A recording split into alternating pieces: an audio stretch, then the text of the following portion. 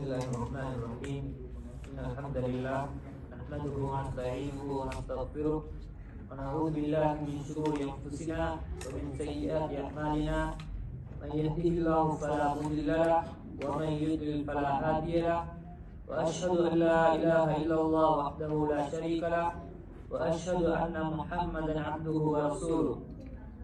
Ya ayyuhalladzina amanu taqullaha haqqa tuqatih wa la tamutunna illa wa antum muslimun. Amma ba'd. அல்லாஹ் ஒருவனுக்கே உரித்தானது. சாந்தி சமாதானமும் எம்மிலே தூதர் நபி முஹம்மது ஸல்லல்லாஹு அலைஹி வஸல்லம் மீதும் அவர்களது குடும்பத்தார்கள் அன்னவர்களை நாளை மறுமை வரை பின்பற்றக்கூடிய அனைவர் மீதும் உண்டாவதாக.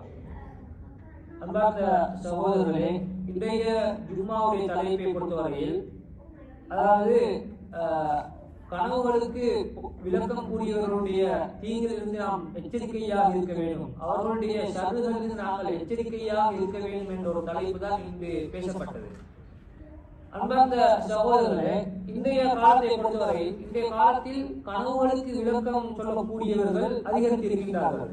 குறிப்பாக எமது நாட்டில் இல்லாவிட்டாலும் ஏனைய பிற கலாச்சாரங்களில் தான், அதே போன்று அரபு நாடுகளில் தான் இந்த மார்க்க அறிவு அற்றவர்கள் தங்கள் கனவுகளை அதற்கு விளக்கம் சொல்லக்கூடியவர்கள் விளக்கம் கேட்டு செல்வதனால் அதற்கு விளக்கம் சொல்லக்கூடியவர்களும் அதிகரித்து காணப்படுகின்றார்கள்.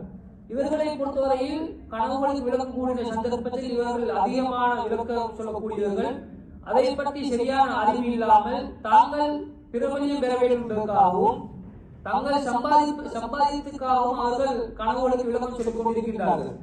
இங்கு பல டிவி சேனல்களை எடுத்துக்கொண்டால் அங்கு பல புரோகிராம்கள் நடத்தப்படுகின்றன. கனவுகளுக்கு விளக்கம் சொல்வதற்காக வேண்டிய புரோகிராம் நடத்தப்படுகின்றது. ஏனெனில் அவற்றை பார்க்கக்கூடியவரும் அதிகமாக இருக்கின்றார்கள். அதனால் அவர்கள் கனவுகளுக்கு விளக்கம் சொல்லக்கூடிய புரோகிராம்கள் எல்லாம் இன்று டிவியில நடத்தப்பட்டுக் கொண்டிருக்கின்றது. இவர்களுடைய நோக்கத்தை பார்த்தால் மெயினாக இரண்டு நோக்கங்கள் தான் இவரிடம் காணப்படுகின்றன. முதல் ஒன்று, இவர்கள் சம்பாதிப்பது, இவர்களுக்கு பணம் வருமானம் கிடைத்தல்.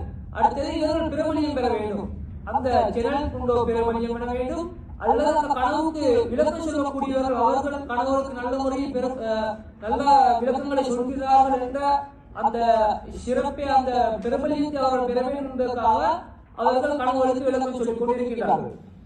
அன்பார்ந்த சகோதரர்களே, முஸ்லிம்களாகிய நாங்கள் இந்த விடயத்தில் அல்லாஹ் தாலாவை பயப்பட வேண்டும். ஏனெனில் கனவு என்பது அது நுபுவத்துடைய ஒரு பகுதியாக காணப்படுகிறது. அதற்கு விளக்கம் கூறக்கூடிய சந்தர்ப்பத்தில் நாங்கள் எமது ஆசைகளுக்கு நாம நினைத்தபடி அதற்கு விளக்கம் கூற முடியாது. அதற்கு சரியான ஒரு விளக்கத்தை கூறுவதற்கு முதலாக அவரிடத்தில் ஒரு பலமான ஒரு ஈமா தேவை. பலமான ஈமா இருக்கக்கூடிய ஒருவர் தான் அந்த கனவுகளுக்கு விளக்கம் சொல்லக்கூடியவராக இருக்க வேண்டும். எனவே அன்பார்ந்த சகோதரர்களே, கனவுகளுக்கு விளக்கம் கூறுகின்ற சந்தர்ப்பத்தில் மார்க்கத்துடைய சட்டங்கள், அதே போன்று மார்க்கத்திலே வழிகாட்டுகளை அறிந்தவராகத்தான் அவர் அந்த கனவுகளுக்கு விளக்கம் சொல்லக்கூடியவராக இருக்க வேண்டும்.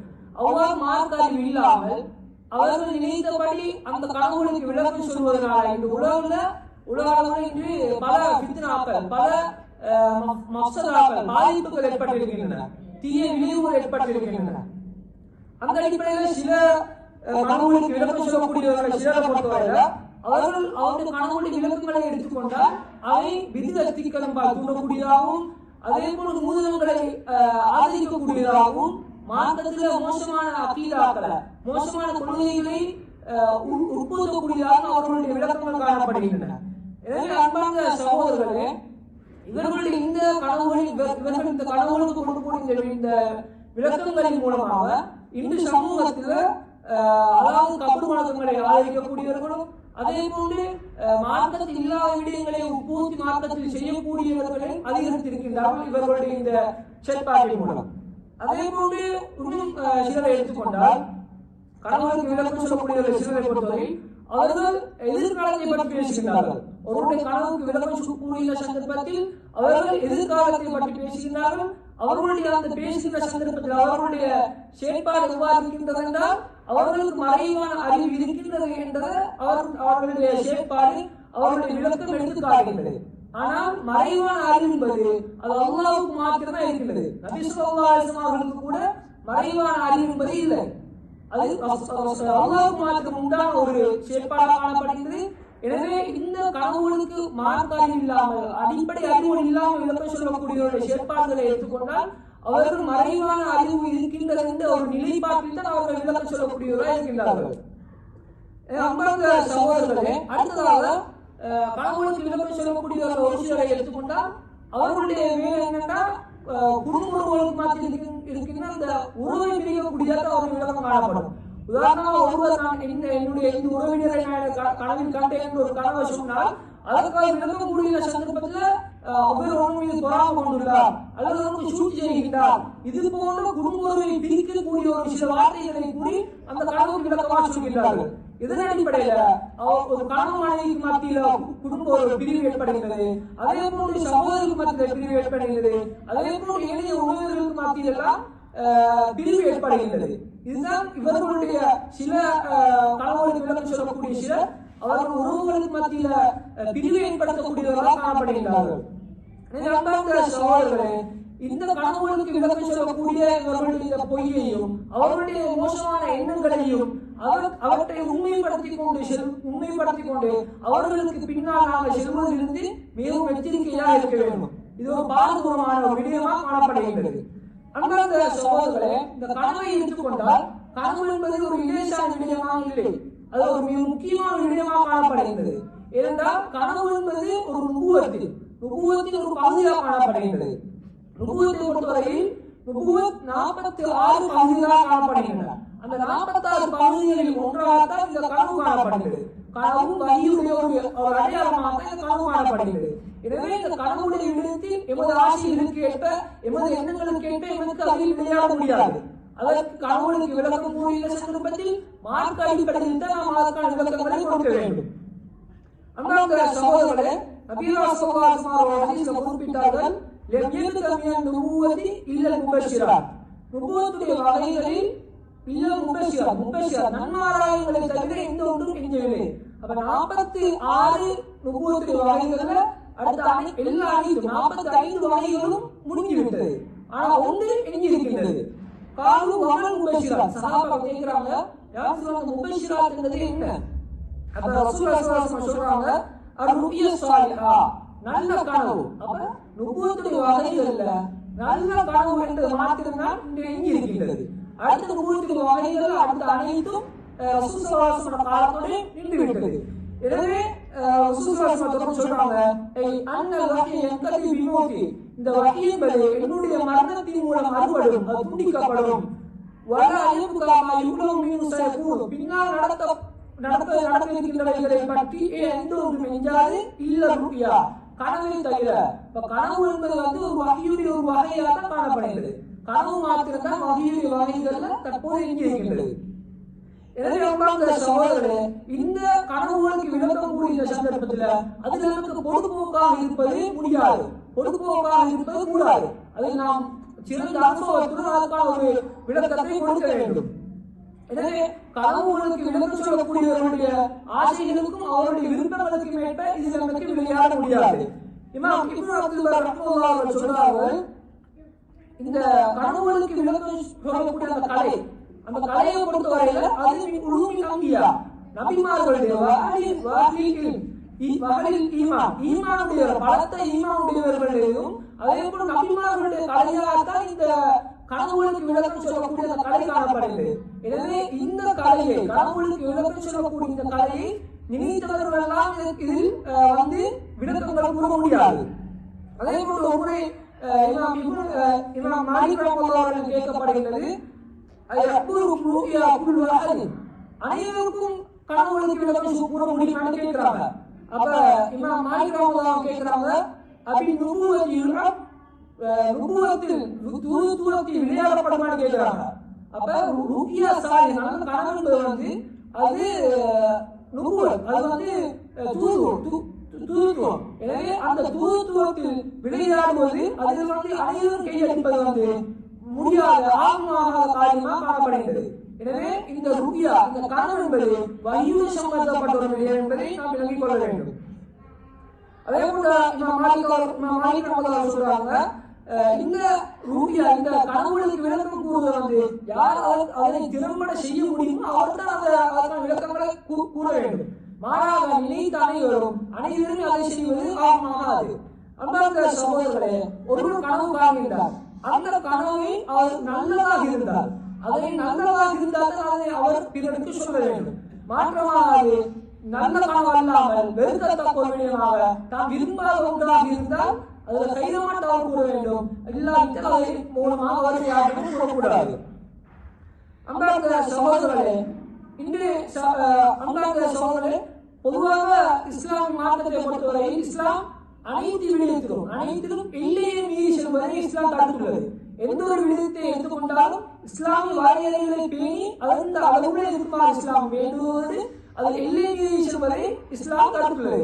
அதே போன்றுதான் இந்த கனவுகளுக்கு விளக்கம் சொல்லக்கூடிய விடயத்திலையும் இஸ்லாம் எல்லை மீறி செல்வதை தடுத்து அந்த இஸ்லாமிய வரையறைகளுக்குள்ளால் தான் கனவுகளுக்கு விளக்கம் சொல்லக்கூடிய வேண்டும் என்ற ஒரு வழிகாட்டலையும் இஸ்லாம் காட்டி தந்துள்ளது.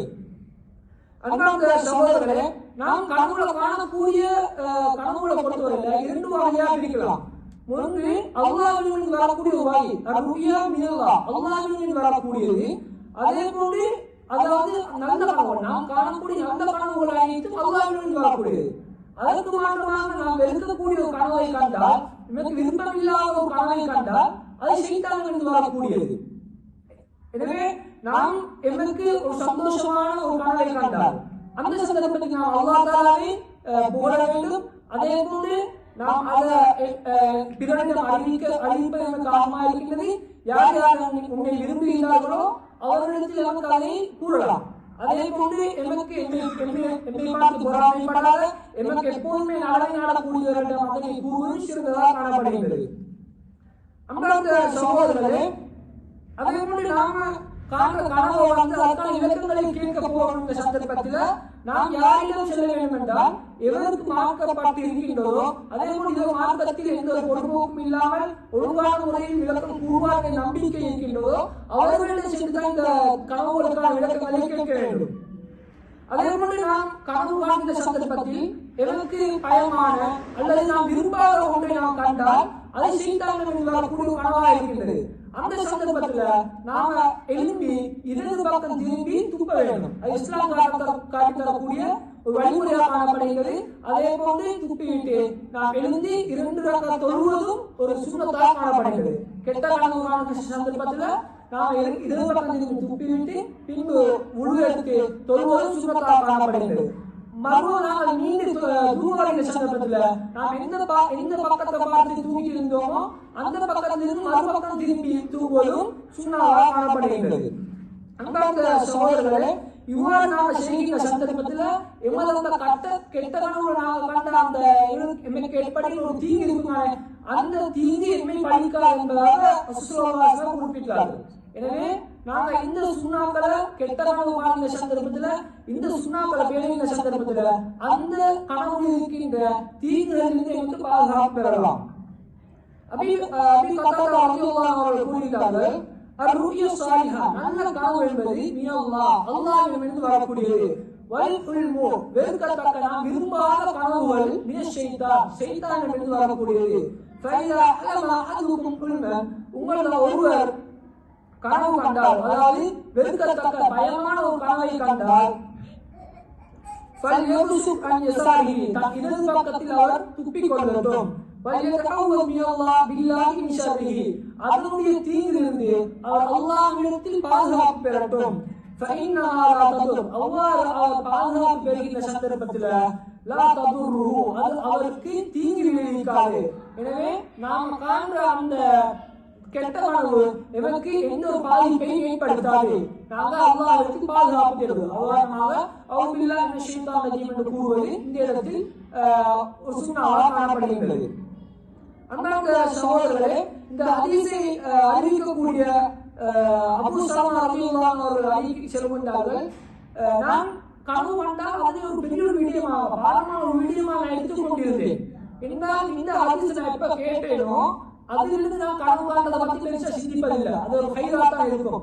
அதாவது அவருக்கு கெட்ட நல்ல கனவை கண்டால் அல்லாஹ்விலிருந்து வரக்கூடியதும், கெட்ட கனவை கண்டால் இஸ்லாம் சொல்லி தந்துள்ள அந்த வழிகாட்டுகளை அவர் எடுத்து நடப்பதன் மூலம் அதனால் எந்த ஒரு பாதிப்பும் ஏற்படாத நம்பிக்கையை உலகத்துக்கு போடுவதால் அவர் அதை பற்றி எந்த ஒரு யோசிப்பதில்லை. அதை பற்றி அவர் யோசிக்க வேண்டிய அவசியம் இல்லை என்று அபூ ஸலமா ரஹ்மத்துல்லாஹி அலைஹி குறிப்பிட்டார்கள். எனவே அன்பார்ந்த சகோதரர்களே, கனவை பொறுத்தவரையில் இது ஒரு மிக முக்கியமான ஒரு விடயமாக காணப்படுகிறது. இதற்கு விளக்கங்களை நாம் கேட்கின்ற சந்தர்ப்பத்தில் இதனை அதாவது மார்க்க அறிவு உள்ளவர்களிடம் தான் இந்த விளக்கத்தை கேட்க வேண்டும்.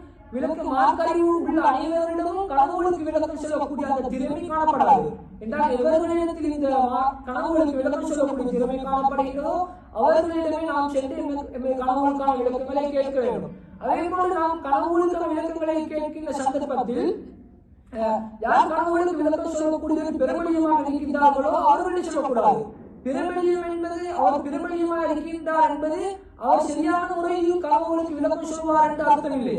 மாறாக நாம் அவர்களிடத்தில் நல்ல விளக்கம், நல்ல ஒரு தரமான ஒரு விளக்கம் கொடுப்பாரோ அவரிடம் தான் சென்றுதான் நாம் கனவுகளுக்கான விளக்கங்களை பெற வேண்டும். எனவே அன்பார்ந்த சகோதரர்களே, நாம் எங்களுடைய வாழ்க்கையில் நாம் அதிகமாக கனவு காணக்கூடியவர்களாக எனக்கு கனவுகள் இடம்பெறக்கூடியதாக இருக்கிறது.